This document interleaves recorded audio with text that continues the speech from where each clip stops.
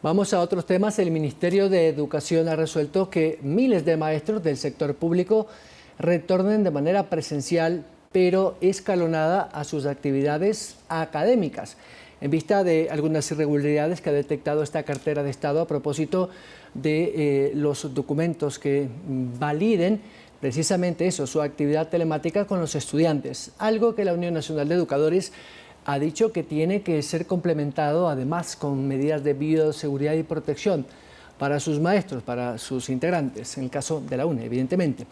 Para ahondar un poco más en este tema, a esta hora de la mañana vamos a conectar con el despacho de la señora viceministra de Educación. Viceministra Isabel Maldonado, gracias por acompañarnos a esta hora en el Telediario. Bienvenida. Buenos días, muchas gracias. Un gusto compartir este espacio con ustedes el día de hoy. Viceministra, ¿en base a qué parámetros técnicos se tomó la decisión de que a partir de enero una gran parte de estos maestros regresen, entiendo, de manera escalonada, en días diferentes y con menos horas o carga horaria de la que habitualmente tenían de forma telemática? De lo que ha dicho la ministra Kramer, depende mucho también de que no ha habido un seguimiento o no existía un seguimiento de todos los maestros de su cronograma de actividades semanales o mensuales. Me parece que esa era una de las principales razones. Así es, justamente una de las razones principales es la importancia del seguimiento a los docentes en esta época de pandemia, porque esto también implica un seguimiento a cómo está el aprendizaje, cómo está la permanencia de los estudiantes en el sistema educativo escolar.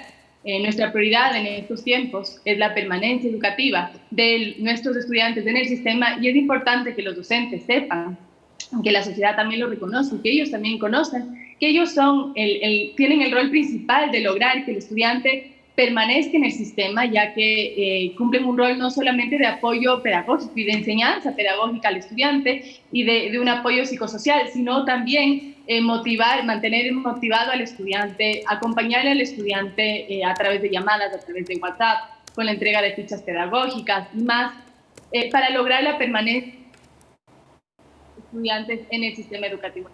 Es importante que se conozcan estos docentes, el rol tan importante que cumplen en estos momentos, y por eso nosotros también necesitamos tener un seguimiento más específico de los trabajos, del rol que ellos están cumpliendo en este momento de pandemia.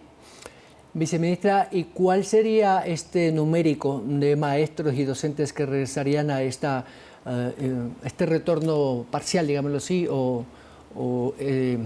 vamos, de lo que he escuchado van a como alternarse, un día sí, otro día no? ¿Qué numérico tiene? Es decir, ¿cuántos serían? Son 165.000 docentes del sistema educativo fiscal a nivel nacional, de los cuales obviamente los docentes que se encuentren en situación de vulnerabilidad no tendrán que regresar de manera presencial, los docentes en situación de vulnerabilidad, pero el resto de docentes, lo que se ha solicitado es a las instituciones educativas que puedan, a través de los directivos y de los mismos docentes, crear una planificación. Hasta el 18 de diciembre, las instituciones educativas tenían que entregar ya su planificación de retorno para enero, justo de la manera que usted lo explica, en la que puedan organizarse por días, por horas, entre cada uno de los docentes. Entonces no significa un retorno del 100% de ocupación, sino que cada grupo se podrá organizar por días y por horas para que puedan regresar a los espacios educativos y de alguna manera nosotros también tener más conocimiento y más contacto directo con los docentes para saber cómo están haciendo ellos, cómo están acompañando a los estudiantes y fomentando la permanencia educativa de los estudiantes en el sistema. Viceministra, esto también implica un operativo logístico y de infraestructura en cada unidad escolar, y no todas cuentan precisamente con eso. Le digo, por ejemplo, un tema de conectividad, porque de lo que entiendo, cada maestro, cada docente tendrá que hacer el seguimiento a sus estudiantes vía telemática, y ya no desde su hogar, sino desde el salón de clase.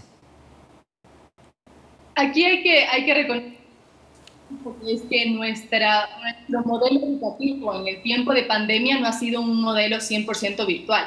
Siempre hemos tenido este acompañamiento de las fichas pedagógicas que pueden ser entregadas de forma presencial, de forma a los estudiantes, y que también es un acompañamiento para el docente. Tenemos la radio, tenemos la televisión. Entonces, nuestro modelo en sí no ha sido un modelo 100% virtual, conociendo la realidad de nuestro país.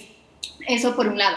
Y por otro lado, también los docentes ahora regresan a trabajar 8 horas diarias, de los cuales pueden organizarse, como mencioné antes, las instituciones educativas deben organizarse por días y por horas de cuántas horas irán de forma presencial. Entonces, depende de cada institución educativa por el número de docentes que tenga, depende de cada grupo de docentes. En esto existe total flexibilidad para que cada institución educativa se pueda organizar. Entonces, le doy un ejemplo. De por sí, una institución, los docentes usualmente tenían 6 horas de trabajo pedagógico. Esto era directamente con el estudiante.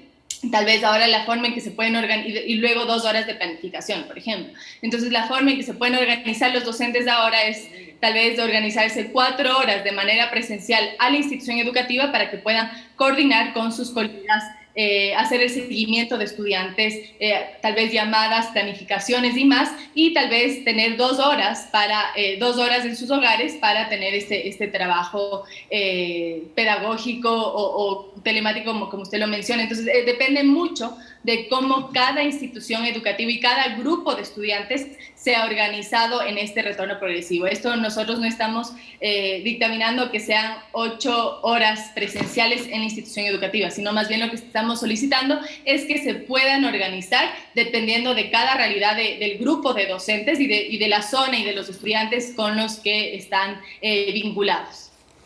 Viceministra, había un dato de prensa la semana pasada que hablaba de un número importante de deserciones escolares, sobre todo en zonas rurales y, por supuesto, de la educación pública, básicamente, por diferentes circunstancias sociales, económicas, el entorno familiar o la falta de infraestructura telemática, es decir, acceso a Internet y plataformas. ¿Tienen ustedes algún dato real, comprobable a través de instancias del propio ministerio, o es un dato que simplemente se lo ha sacado en base a alguna experiencia de recogimiento de datos a priori? Esa es la dificultad que estamos teniendo al momento de tener datos reales, datos exactos, de tener el seguimiento de los estudiantes y de los docentes. ¿Cómo hacíamos nosotros este seguimiento durante la pandemia? Es a través de una plataforma de teletrabajo que le iniciamos al inicio de la pandemia, donde el docente reporta cuáles a diario, y cuál es el nivel de contacto que tiene con sus estudiantes. Y es este el porcentaje que de alguna manera que ha incrementado en octubre, noviembre, diciembre, que un 5% de docentes no están reportando el teletrabajo. Entonces, ¿qué está pasando con estos docentes? Que están ellos teniendo este contacto permanente que tanto hemos impulsado desde el inicio de la pandemia, a través de llamadas, teléfonos, mensajes y más, están teniendo este contacto con los estudiantes para fortalecer su aprendizaje, apoyar en el aspecto socioemocional y también impulsar a su permanencia educativa. Este es un poco el cuestionamiento que nos hicimos por este incremento en el número de docentes que no están reportando en la plataforma de teletrabajo. Ya que esto no nos da un número exacto de qué ha pasado con este número de estudiantes del 5% de docentes. Y por eso es que promovemos e impulsamos a que los docentes ya regresen a sus espacios, que les ayudará a ellos a organizarse mejor, nos ayudará a nosotros como Ministerio de Educación tener un seguimiento más específico, más focalizado por casos exactos de docentes, de estudiantes, y saber que los estudiantes continúan en el sistema y que están recibiendo todos los apoyos necesarios que se han planificado desde el inicio de la pandemia.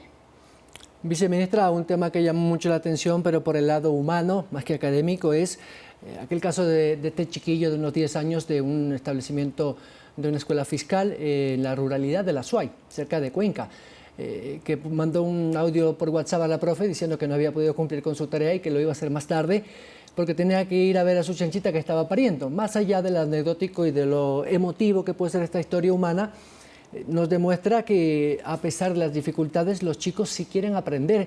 Y claro, más allá de, como le digo, del tema humano y anecdótico y por supuesto que motiva a cualquiera y nos da esperanzas de que esto va a salir adelante el país y la educación, ¿qué mensaje nos deja este ejemplo de Juanito?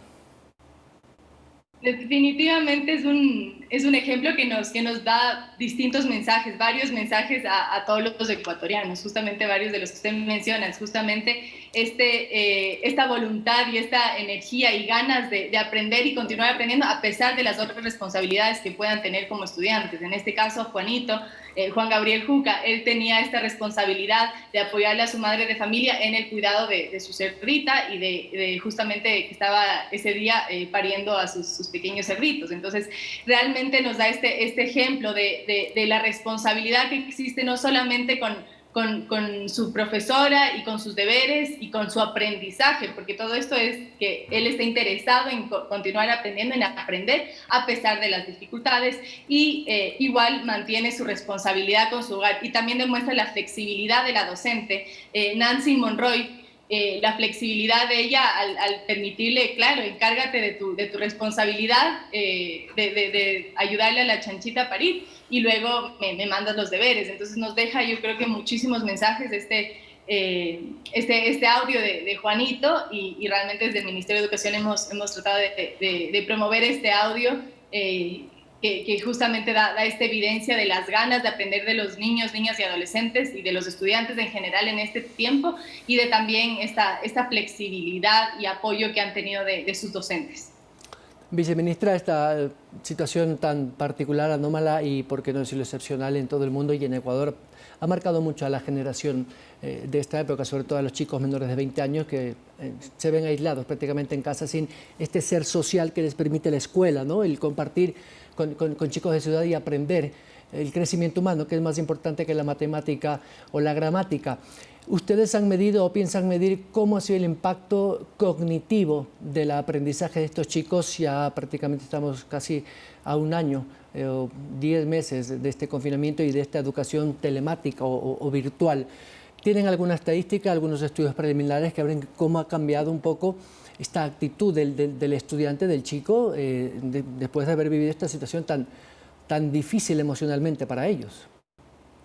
Sí, definitivamente lo que esto les ha creado un impacto en el aspecto no solamente pedagógico, sino también socioemocional. El aprendizaje ha continuado, la educación nunca paró, lo cual creo que es un gran mensaje, un gran ejemplo que hemos dado como Ecuador, que la educación nunca paró porque los estudiantes necesitaban este apoyo directo de sus docentes y nunca paramos. Y sí, es justamente la forma en la que muchas instituciones han podido organizar para, por ejemplo, pedir un posible retorno a clases, que lo estamos desarrollando desde el mes de septiembre, octubre, que muchas instituciones como Plan Piloto ya están regresando de forma presencial y lo que hemos desarrollado es una guía, es una evaluación inicial del aspecto pedagógico para cada nivel educativo y también de la parte socioemocional. Entonces es una caja de herramientas, le hemos llamado caja de herramientas, a la cual todos los docentes tienen acceso y en el momento de retorno a las aulas,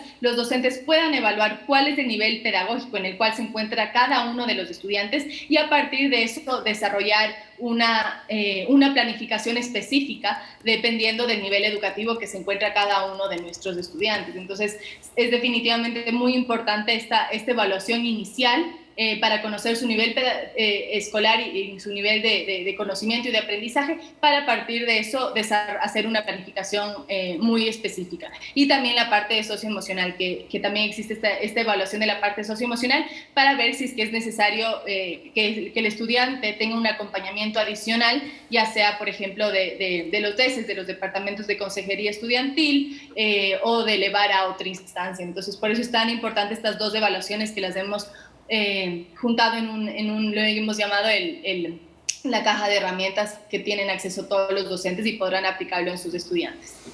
Viceministra, estoy a minutos de terminar esta entrevista y le quiero agradecer su gentileza por acompañarnos esta hora, pero tengo una preocupación que ha saltado las alarmas de anoche a esta mañana. El presidente ha convocado una reunión extraordinaria de emergencia del Comité de Operaciones precisamente para evaluar este eventual nuevo escenario de una cepa más violenta, de mayor rapidez de contagio. Y esto yo no sé si también da el traste un poco a estos planes que tenían ustedes de un retorno a las aulas de los chicos. Imagino que la ministra Kramer estará invitada en ese comité de operaciones de emergencia porque también la parte educativa de millones de chicos dependerá un poco si se hace un poco más flexible o vamos a medidas más restrictivas, incluyendo este retorno de los docentes a las aulas. ¿Qué considera usted? ¿Qué conoce al respecto? Así es, justamente la ministra Kramer va a participar de este espacio del COE Nacional junto al presidente de la República y estamos atentos para saber cuáles son las directrices o qué se define desde el COE Nacional para ver si nosotros debemos ajustar cualquier tipo de lineamiento o que hemos planificado. Por ejemplo, este retorno de los docentes a las aulas en enero o también, por ejemplo, aprobaron recién desde el COE Nacional 204 nuevas instituciones que regresarán con sus estudiantes a los espacios educativos, continuando el plan piloto en enero a partir del 18 de enero, tal vez todo esto debamos reajustar o reanalizar. Entonces estamos muy atentos y muy pendientes de las resoluciones que salgan de la reunión del COE Nacional del día de hoy. Para usted, por su experiencia profesional y ya como autoridad, ¿cree usted que esto va a golpear un poco más al sistema educativo por las dificultades que aún tienen los chicos, por la conectividad y las plataformas? ¿O cree que, bueno, si se da una decisión mucho más radical, se puede manejar esto, por ejemplo, en la costa, que ya terminan clase el año lectivo en marzo, quizás? Bueno, la sierra aún tiene largo, tiene apenas 3 meses de retorno de clase y con ellos quizá el tema puede ser un poco más largo, pero para el caso de la costa, ¿cómo ve usted? Creo que la pandemia nos ha dado mucha experiencia con el sistema educativo nacional. Lo que sí ha funcionado también tal vez de errores, pero lo que más nos ha servido es, creo que ya tenemos la experiencia, por ejemplo, para los de tercero de bachillerato, ajustamos a todo un proyecto de grado. Eso ya lo hicimos en la finalización del año cierra de este año, del 2020, en junio, julio, y lo vamos a hacer, y lo teníamos previsto, porque la pandemia continúa, lo teníamos previsto hacer de la misma manera en febrero, en enero, febrero, para los estudiantes del ciclo coste. Entonces, realmente nos ha permitido aprender de esto, y creo que de alguna manera los estudiantes, docentes y como sistema educativo estamos listos para cualquier tipo de ajuste de emergencia que nos toque tomar. Y en este sentido ya se tenía planificado, por ejemplo, esta evaluación final del año lectivo de los de tercero de bachillerato en forma de proyecto, en proyecto de grado, y continuamos de esa manera. Entonces, creo que estaríamos listos para cualquier tipo de cambio o ajuste emergente que nos toque tomar. Isabel Maldonado, muchas gracias por acompañarnos hasta ahora. Muchas gracias, un gusto. A usted, muy gentil. Y muy buen día. A usted, buen día. La viceministra de la cartera de Educación, a propósito de estas nuevas decisiones que tomará el Comité de Operaciones de Emergencia por esta situación del COVID-19, pero además este retorno paulatino de maestros y docentes a las aulas para hacer un monitoreo más cercano y más próximo a la realidad, para ver cómo avanzan los procesos académicos de los chicos. 7 de la mañana con 23 minutos, vamos a hacer una pausa. Y cuando regresar tendremos también a Isabel Maldonado, pero esta vez es la secretaria técnica del Plan Toda una Vida. Hablaremos de varios temas, entre ellos estos planes y proyectos y programas establecidos por el Gobierno Central de desnutrición cero. A propósito de la difícil situación que atraviesan muchos hogares ecuatorianos por esta crisis económica y sanitaria, y que ha disminuido la capacidad nutricional de familias pobres. Hablaremos de eso y algunas de las misiones que mantiene el Plan Toda una Vida. Bueno, regresamos.